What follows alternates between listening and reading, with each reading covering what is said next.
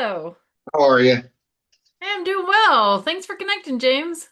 I saw your note on the first one that it went really well. It did, and we're actually Good. having fewer people attend, which has made it even better, actually, Okay, good. because we have the ability to talk. And actually, you're the only one that signed up for this slot, so I would love to just talk with you if you're Sure, okay with that. absolutely. Weren't you with HTM for a while? Yes. Okay. Yeah. Yeah, that's what I So thought. prior to that, I owned my own law firm. I had it for 21 years, and I did a consumer bankruptcy firm. Okay. And so it was a very unorthodox path to get there because I got married when I was 19 I got married at and 18. It didn't last, right. but And then thank God I'm still at 41 years now.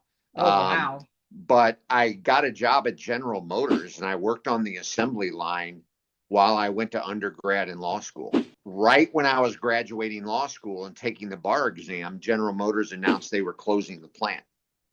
And so I'm like, well, it's good timing, right? So I sent out 200 resumes and got zero response. Oh, So it forced me to start my own. Me and my wife, she quit her job in good faith and came in, and we struggled. We struggled a lot. We didn't know what we were doing. And I was probably getting two or three clients a week just from a print ad, and I copied what everybody else was doing. And we were just breaking even. At the time we started the firm, I had a 5-year old, 2-year old, and a 1-year old. wow. And so from the very beginning, I said, we're not working past 4:30. Yeah. I refuse to give into the doctrine of sacrifice and be here 70, 80 hours a week and miss them growing up. I started studying human behavior and what makes people take action. And I changed my marketing message. In the first week I changed my message, we signed 68 clients. And then I'm like, crap, we got to start getting our factory in line. And that's when I really started looking at the 7 parts of the business. And this was 20 years before I met Arjan. Yeah. And so here's the thing. I didn't have any partners. My kids weren't interested in law school. So I said, I don't want to be in the active practice of law past the age of 50. Hmm. And so I sold it in 2014. I was 49. Wow. And I got my number and that's sitting out there when I retire. But then I started doing just some consulting locally. And that's when I ran across Arjan's ad. When I left HTM, it was called Perseverance Squared, Okay. right? Perseverance is a tattoo I have on my arm. It's a long story, but I was always told I'll never amount to anything. And so that was tattooed on my arm. So Perseverance Squared was when I left HTM, Arjan made some comments to me about you're going to be nothing without being here. And so I said, Perseverance Squared. Yep. Um, Now I've launched Business Accelerator Institute. Okay. Tell And me my about that. my goal there is it's kind of sort of built on the small law firm university model, but the goal is to get out of now is dependent on me, Right. right? I have to do the one-on-one coaching. And if I want to stop doing it, I just turned 60. I don't want to do it forever. Right. So my goal is now to build a scalable business that my kids can take over. So how are you reaching this level? Because I imagine conversion rates, from what I'm seeing, it's what, 1 to 2% for just mass marketing. So how are you reaching that level of people to get interest? Because that's where I'm stuck with my business because I'm happy to share what I'm doing, but I don't have the HTM cred. And so what I'm trying to figure out is the best way to reach people to do the very specific thing that I'm here to do. We have a multi-pronged approach with that. Um, the first thing that we recognized is I'm a B2B, right? Hmm. B2B. So I didn't have very much of a presence on LinkedIn. Okay. Like I had less than 100 contacts. Yeah. So that was the first thing was I hired these guys from Pakistan. Warda, she's a female. Obviously, she's a female. That sounded weird, but and Sajil.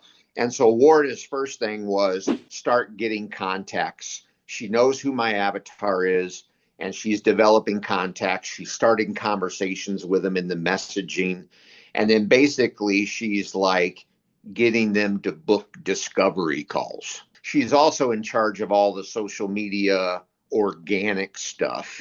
Yeah. So she's doing 3 to 5 organic posts a week on all of the channels. And then we have a video content calendar too. So we're adding 2 to 3 videos a week. Another prong is I'm doing a podcast tour.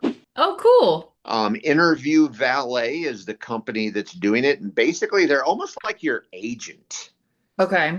So they go out and they know who my avatar is. And so they're looking for podcasts that the audience of that podcast are small business owners who are trying to figure out ways to scale their business. So they're getting me on 3 to 4 podcasts a month. As soon as those podcasts come out, or when they schedule the podcast, then they build out a landing page just for that podcast. And then I have 3 offers on there. One's a free book download, one's a free 30-minute discovery call, and then they can actually sign up for the courses right Very there if they cool. want to. So that's another prong. 2 other prongs that I have. One, I just started with a marketing company that's going to be doing Facebook paid ads. And I'm still in the process of doing a video sales letter and all that kind of stuff. So I'm Yeah. not sure how that's going to go yet. And then the last prong is there's a company that I'm using to help me fill the mastermind groups. Well, I'll tell you that's the thing that I've reached here is I have nowhere near the experience you do, and what I've been doing is working with criminal law firm owners specifically because I grew and scaled my criminal defense practice pretty Mm-hmm. rapidly. But I really do believe that he brought me back through the business, and so I'm trying to find a way to market to people. It's essentially using your business as a vehicle of your faith. The people I'm looking for, the exact same people you serve. It's the professional service providers who usually what I'm finding is they've had some background in faith. Either they were raised in faith or they still identify as a Christian, but they don't know how to align the concepts of biblical principles and biblical thinking with using their business. I think personally that religion has so disassociated Yeah. faith and money that it's done a disservice and it's actually tearing down what should be a very prosperous thing that helps bring other people to Christ through the examples that we're providing. Yeah, I would probably say messaging along the lines of, do you struggle with balancing business obligations with your faith? Like one of the things when I had my law firm, I struggled with was I'm making money off of people that are broke. With They're bankruptcy, yeah. they're dead freaking broke, right? Yeah. And I'm making money off of them. And my wife talked to me and so I struggled with that faith versus what I'm doing to build a profitable business. Um, and she said, at the end of the day, we're here to help people Yes. and help more people.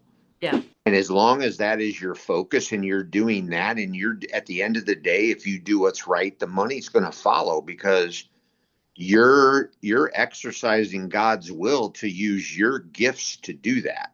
Yes. And so then the rewards will follow.